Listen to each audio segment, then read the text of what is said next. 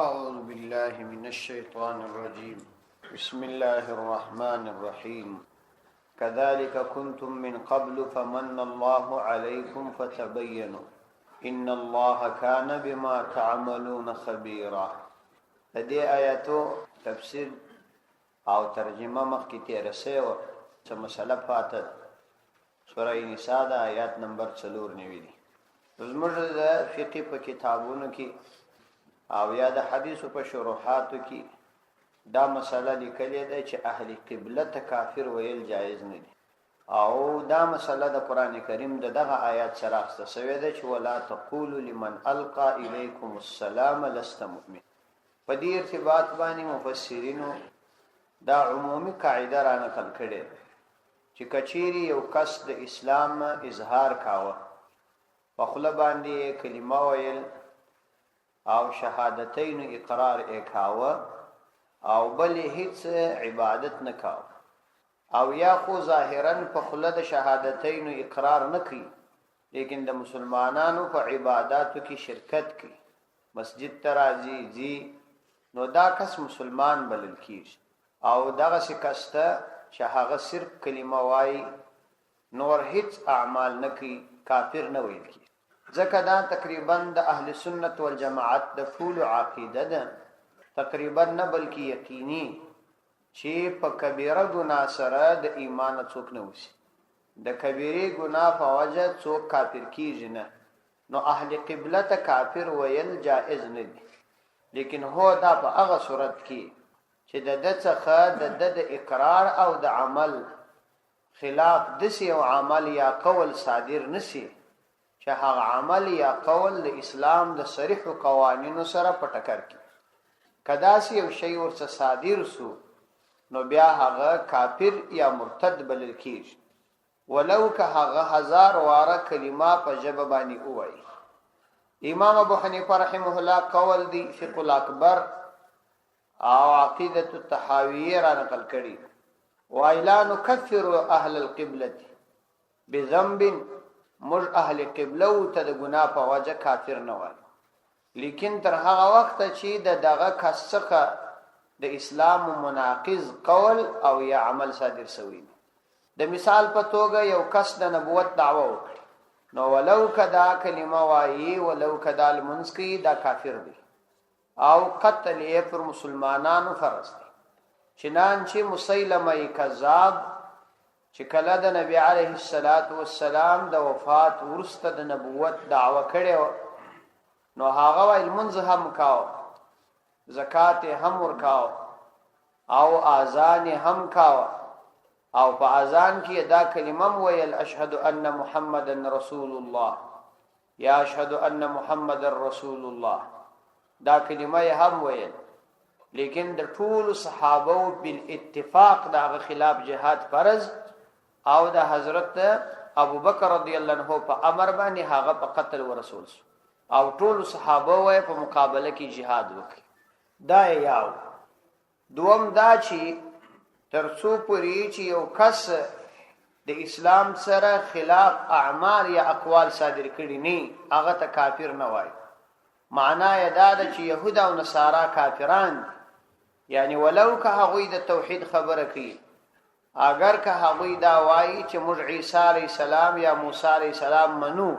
لیکن هغوی کافران دي، ځکه د هغوی د حضرت پیغمبر علیه السلام د رسالت څخه منکر دي. یا د مثال په توګه یو سړی بت سجده کوي او اختیاري حالت یې دی، مجبور نه دی، یا یې صلیب په غاړه کړی دی د صلیبیانو نشان، او یا یې د مجوسیانو پر رقم اورته سجده کول، یا یې بل داسې یو عمل چې د اسلام څخه خلاف د کفري ډلو عقیدوي شعار دی، یعنی هغوی مذهبي شی بولي، هغه په غاړه کوي، ولو کدا کلمه وایي مسلمان نه پاتې کی. لیکن هو دا ضروری دی چې هغه شی د هغوی په عقیده او مذهب کې د هغوی د عقیده او د مذهب ښکارندوی وي. لکه د مثال په توګه د مسلمانانو په ملکونو کې مسجد پر مناره پیژندل کیږي، چې هلته یو مناره ولاړی، نو سړی هغه وویني چې دا مسجد دی، نو دا یو علامه ده. داسې یو مسلمان چې پیژندل کیږي هغه په لنګوټاو په ژیرو په دې پیژندل کیږي او د کفر نړۍ کې او یا اوس د کفارو پر مسلط نظامونو چې پر مسلمانانو مسلط دي دا کفري نظامونه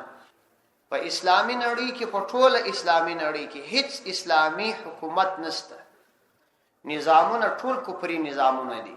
البته د کفري نظام په وجه خلک کافران نه بلل کیږي خلک مسلمانان دي دا شرعي مسله ده نو کچيري مثلا دغه سیو علاقه نو هلته د مسلمان او کافر ظاهرا فرق ډیر ګران کار یو وخت کې زه شیخ پورې تتللی وم شیخ پورا پنجاب کې علاقه نو موټر کې د یو چا سره په څنګ باندې بچوکۍ کې ناس کوم نو هغه ته ما دعوت ورک چې کلمه به در د لا اله الا الله را سره ویل افاته به نه ویل اخر ما ته زه عیسایم مسلمان نه یم لیکن په ټول موټر کې د مسلمانو د عیسائی فرق نه کوي مسلمانم ژیره خړېلې پتلونو نیکټای تړلې او عیسویم دغه حالت د دوړو هیڅ فرق نه کوي یعنی ډیرو علاقو کې بداسي چې سړی به د مسلمان او د کافر ظاهري امتیازات نشي لکه په اسلامي ملک دا فرض ده د اسلامي نظام پر واکمنو باندې چې د کافر او د مسلمان لباس بجلا کوي د اسلامي امارت په وخت کې د دې دا ترتیب وو چې د کافر او د مسلمان تر مابین علامه و پیژندل کېدل چې دا کافران دي او دا مسلمانان دا ضروری ده نو که یو مناقض عمل د شریعت او د دین خلاف جنی صادر سو بیا هغه مسلمان نه بلل کی ښکارا مثال د مسیلمه کذاب خلاف د صحابه کرامو جهاد دی او دا غننګ د يهودو نصاراو په ارتباط قران وای دا مؤمنان نه ولو کاغه د توحید دعوه هم وکي او د نور انبیاء د رسالت دعوه هم وکي پر اسلام نه پاتې کیږي دا ډیر نور مسائل دي البته ځینی شان داسې دي چې شریعت د هغه کس مرګ روا کوي لیکن کافر یې نه بولي ځینی کسان په دې غلطي کې لویدلي چې د یو چا د مرګ روا کولو د پاره به د یو واره هغه کافر کوي او بیا به مرګ روا کوي حضرت عثمان رضی الله عنه وای پیغمبر علیه الصلاۃ والسلام د چا مرګ روا نه دی بللی مگر په درو شان یو دا چې هغه زنا وکي واده والای نو هغه شرعي امر ته قاضي ته اجازه دی چې هغه رجم کی البته عام انسانانو ته د دې جواز نشته دا حرام کار دی کې عام خلک کی بل دا چې څوک را ولاړ سي بل سړی قتل کړي بل مسلمان قتل کړي نو دا قتل په وجه باندې دا قتل عمد دی دا غو قصاص اخته کیږي او دریم دا چې د اسلام څخه مرتد سی وګرځي نو ډیر ځله یو سړی د نور شان په وجه هم شرعاً مرګ رواوي خو کافر نه یعنی دا نه د لازمي چې هغه وخت مرګ روا کیږي چې کافر سي کله کافری مرګ روا نه د مثال په توګه یو راهب دی عیسوی راهب دی یا يهودي راهب دی په خپل عبادت خانه کې ناس عبادت کوي په جنگي امورو کې نه په مشورو کې د کافرانو سره ملګرتیا کوي کافر دی مسلمانانو ته قتل نه دی شذ د مسلمانانو ته قتل نه دی روا که محارب نه وي جنگي نه وي د کوچنی مرګ نه دی روا دا رقم د زمي کافر چې په اسلامي هیواد کې اوسې مرګ نه دی روا نو ځینی شان بيداسي کافر وی مرګ نه روا ځینې صورتو کې به کافر نه شرعاً مرګ روا سوی نو دا نه لازمي چې مرګ هغه وخت روا کیږي چې سړی کافر سي لا يستوي القاعدون من المؤمنين غير أولي ضرر والمجاهدون في سبيل الله بأموالهم وأنفسهم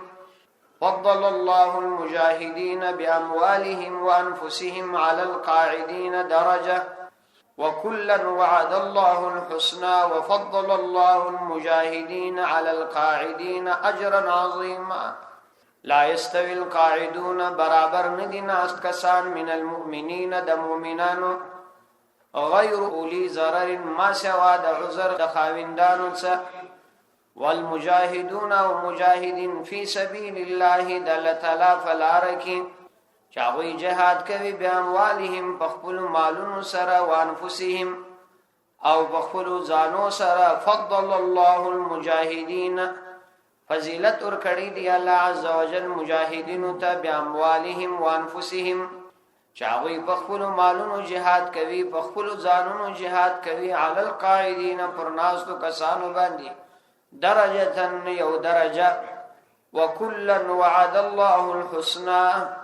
وکلن د هر یو سره وعد الله وعده کړی د الله عز وجل الحسنى د نیکی وفضل الله المجاهدين وفضیلت ورکړي دی الله عز وجل المجاهدين مجاهدين تعالی القاعدين فرناستو کسانو باندې اجرا عظیما ډیر لوی اجر د دې آیات د مخکې آیات سره ربط دادي چې په مخکې آیات کې الله تعالی مسلمانان د دینه منع کړه چې تاسو هغه څوک موجنی چې هغه د اسلام اظهار وکړي نو دې آیاتونو کې بیا الله تعالی د هغو کسانو د پاره بهانه بندي چې داسې نه چې په دې بهانه باندې ناشتي چې داسې نه یو نه حق څوک راځه قتل بس په دغه بهانه د جهاد ځان راوګرځي نو دا بهانه به نه کوي بلکې تحقیق به کوي جهاد به نه پرېږدي کوي به نو را روانو آیاتو کې مؤمنانو ته د جهاد او د مجاهدینو فضیلت او برکات بیانې او هغه خلک چې ناس دي د هغو په مقابله کې د مجاهد اجر او ثواب بیانې لا یستوی القاعدون برابر ندی القاعدون ناس خلق یعنی په ثواب کې برابر ندی من المؤمنین د مؤمنانو څخه چې په کور کې بلا عذر ناس وي او جهاد نکي دا برابر ندی غیر اولی ضرر ما سوا د معذور کسانو څخه یعنی معذور کسان خو معاف دي والمجاهدون فی سبیل الله او مجاهدین د الله تعالی په لار کې بیا اموالهم فخپل مالون سره چې خپل مال د الله تعالی په لار کې مصرفوي او انفسهم او خپل ځانو سره jihad کوي یعنی حاضری خپل jihad نو دغه ناس خلق د مؤمنانو او دغه مجاهدین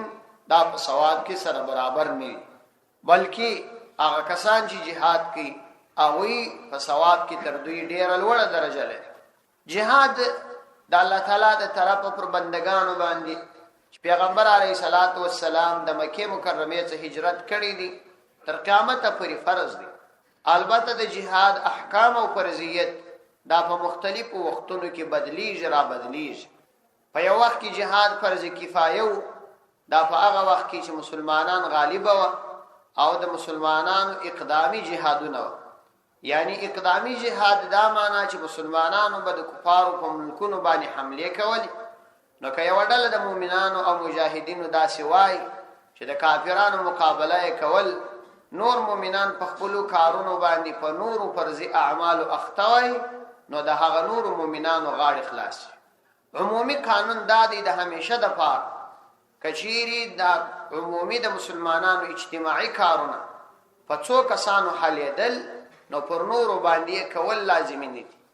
البته که په څو کسانو نه حلیدل بیا به نور کسانو سره ملګری کیږي که په هغوم نه حلیدل بیا به نور ملګری کیږي تر څو چې ټول پکښ راشي دا ټول عمومي کارونه مسلمانانو دغه رقم نو جهاد هم د مسلمانانو دغه یو اجتماعي کار دی ولې چې په دې سره د اسلام بقا او د اسلام عزت راځي پیغمبر علیه السلام فرمایي ذروه السنام الاسلام جهاد د اسلام تر ټولو هغه اوچت تعمیر دی یعنی اسلام پر دنیا کې صرف او صرف یوازې په جهاد ښکارا کیږي که جهاد نه نو اسلام غلبه نشي پیدا کوي ځکه ډیر لس کاله پیغمبر علیه السلام په مکه کې تیر کړ خو یو کور هم فتح نکړي په زور باندې او نه د اسلام غلبه را صحابه کرامو کې د دین عقیده په خصوله دا کار خو وسو لیکن فتوحات را نه وکله چې پیغمبر علیه السلام ته امر وسو نو د هجرت په دوهم کال باندې په 314 کسانو باندې د ټول نړۍ ستر پوځي طاقت تماته ورکړ او د همدغه ځای څخه د اسلام فتوحات شروع شو نو په ځینو وختو کې مسله داسي نو کځینی کسان د جهاد د حکم د پاره ودرېږي پر نور بیا فرض نه دی او خپل کارونه کوي داسي مساجد او مدارس آبادول دا د ټول مسلمانانو اجتماعي کار خو کځینی کسان دی خدمت ته ولاړ پر نور باندې نه دی فرض لا غو غاړي خلاصي دي کدو څو کسانو یا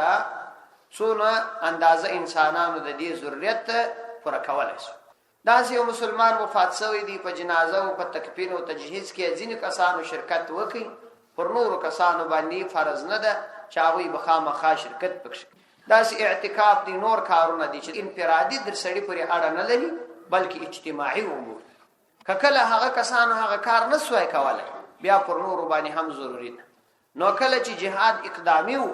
نو په هغه وختو کې فرض عین نو، لیکن کله چې جهاد دفاعي سو چې کافرانو د مسلمانانو ملکونه قبضه کړه نو بیا پر مسلمانانو جهاد فرض عین سو. د هرې علاقې پر خلکو باندې جهاد فرض عین دی. دا چې څوک په یو خبره او په بل خبره ځان جنې باسي نو د الله تعالی د حکم څخه ځان استلای نشي. البته که یو سړی دا کار نه کوي، جهاد نه کوي او عقیده د دې لري چې پر ما فرض دی او دا زما سستی ده، زما غفلت دی، زما کمزوري ده چې نه کوم، نو دغه کس ته الله تعالی اخر د توبې توفیق ورکړي.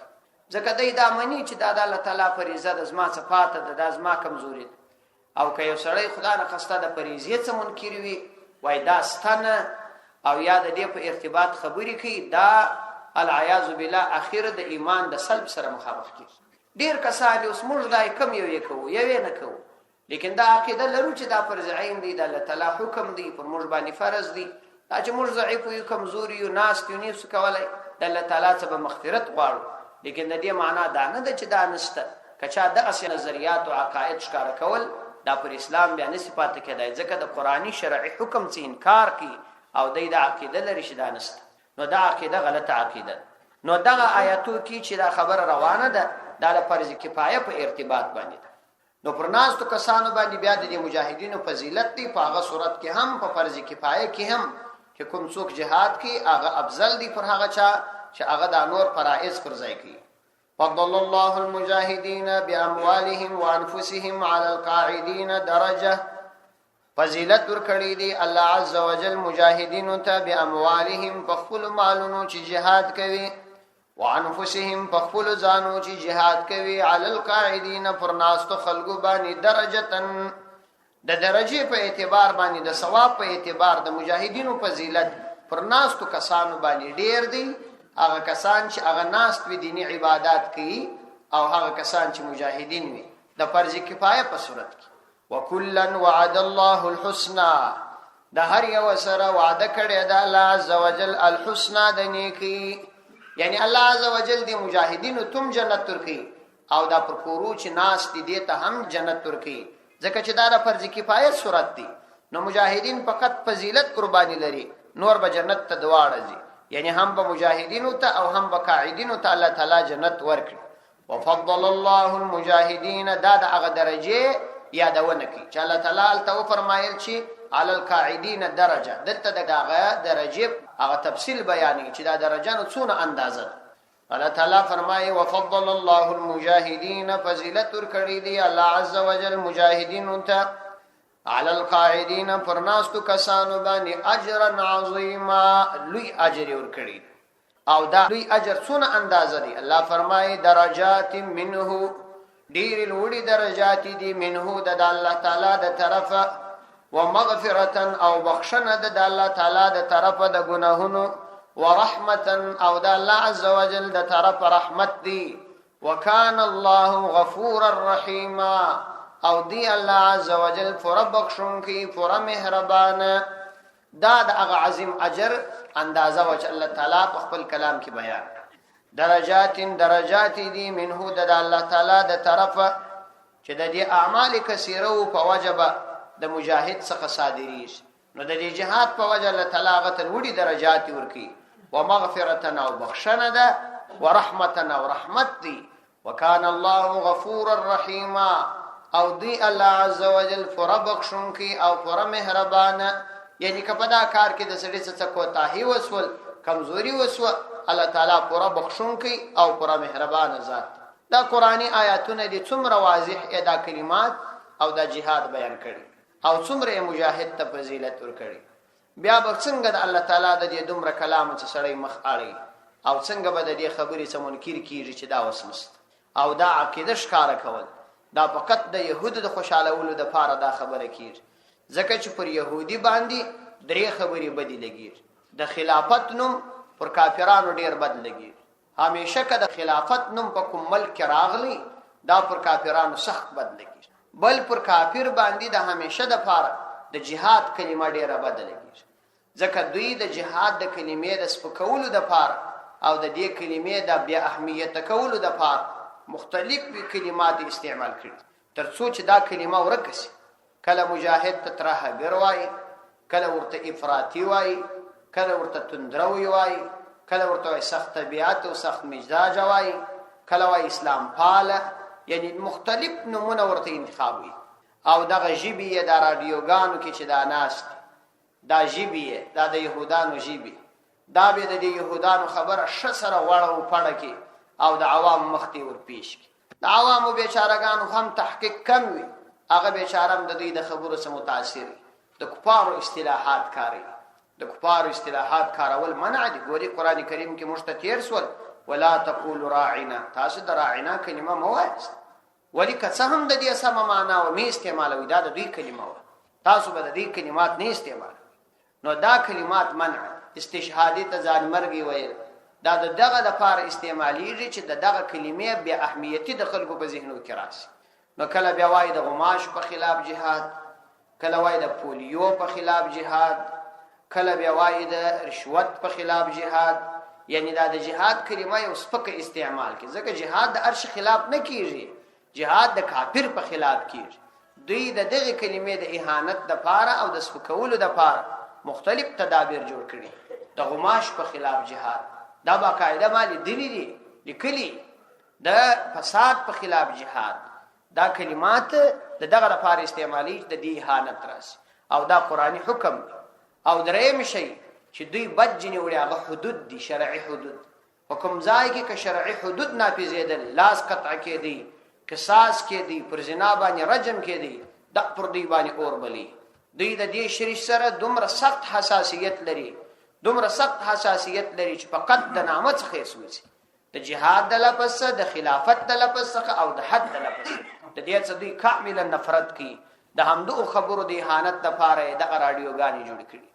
څومره رادیوګانې چې جوړې شوي دي دا اوس په نړۍ کې کار کوي، دا ټول د کافرانو په ګټه کار کوي. یو رادیو د مسلمانانو په ګټه کار نه کوي، الا ماشاءالله چې مسلمانانو جوړ کړي او مسلمانان یې تمویلوي، هغه د مسلمانانو رادیو د ښکار خبره. لیکن دا نوري څومره رادیوګانې چې د مصارف دوی کوي، پیسې دی ور کوي، د دوی په ګټه کار کوي. حتی د کفارو د طرفه مدافع وکیلان وي، د کفارو د طرفه د خبريال مدافع وکیل، او داسې یو کفري قانون یې د ژورنالیزم جوړ کړی دی. د ژورنالیزم په قانون کې دوی دا یې ده چې بسم الله به څوک نه وایي. دا د ژورنالیزم په قانون کې، د ژورنالیزم په قانون کې دوی دا یې ده چې د صحابي سره رضی الله عنه نه وایي، او د الله تعالی سره بجل جلاله نه وایي، د نبی عليه الصلاه والسلام سره صلی الله علیه وسلم نه وایي، او چاته به شهید نه وایي. دا د دې د ژورنالیزم په قانون کې چاته به شهید نه وایي. ولی بنوای وای دا د اسلام ښکاروالی دی. موږ خو عام خلک یو، باید د خلکو د قانون مطابق اوسئ. مطلب دا چې اسلام لکه نور دنیوي قوانین باید داسې مراعات شي. العیاذ بالله دغه شان چې اسلام د نور قوانینو سره برابر سره وګڼي، نو دا خو انسان د اسلام څخه باسي. ځکه اسلام خو یو طبیعت نه دی، نه مزاج دی، او نه دا یو کار دی، نه د یو ملک په سطح کار دی، نه د یو قوم مربوط مسله ده چې دا دې پرېښودل. اسلام خو در ټولو مخ کې دی، خبره پر اسلام باندې ولاړ. نو دغه سي دغه رسنۍ چې څومره دي دا د اسلام په خلاف ډېرې زیاتې غږیږي، او دوی دومره مهنت د دې لپاره کړی دي. نن د عام انسانانو په ذهنو کې دا رادیو دا دومره اهمه ګرځولې ده چې باید خبرونه خو واو، خبرونه باید واو. کله مسلمانانو په ګټه یو خبرونه نه کوي، ګرد خبرې د کفارو په ګټه روانه، کې ډرامې دي، کې عام پروګرامونه دي، کې نظریات دي، کې خلکو څخه پوښتنې کوي. حتی چې کله د یو مسلمان پیښ چې هغه د مسلمانانو په ګټه نظر وای دی ورکته نه نشي. نو دغه رادیوګانې د کفارو د دغو کلماتو د لپاره جوړ کړي چې د مسلمانانو ذهن خراب کړي. صدق الله العظیم.